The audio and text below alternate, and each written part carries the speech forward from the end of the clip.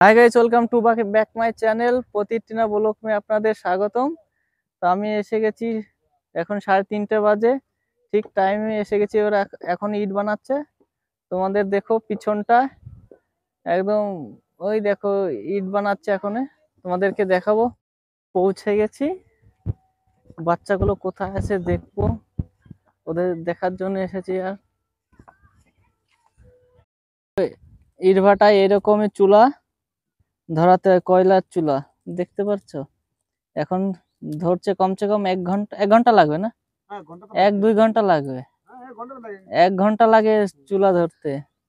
চুলা ধরার পর খানা পাকাবে, কমসে কম বিকেল 3-4টে বাজে যাবে চুলা ধরতে।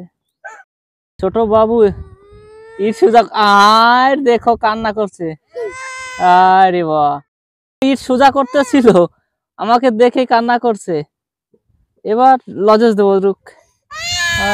দেখো দেখো এরকম মানে ভিজা মাটি কুপিয়ে পুরো তৈরি করতে হবে। করার পর তারপরে ইট বানায়। দেখো কত কষ্ট করে শুধু ইট বানানোর জন্য। প্রথম কোবাতে হবে না মাটি, তারপরে ভিজাতে হবে। ভিজানোর পর 12 ঘন্টার পর 12 ঘন্টার পর এরকম কুপিয়ে তারপরে ইট বানাবে। দেখো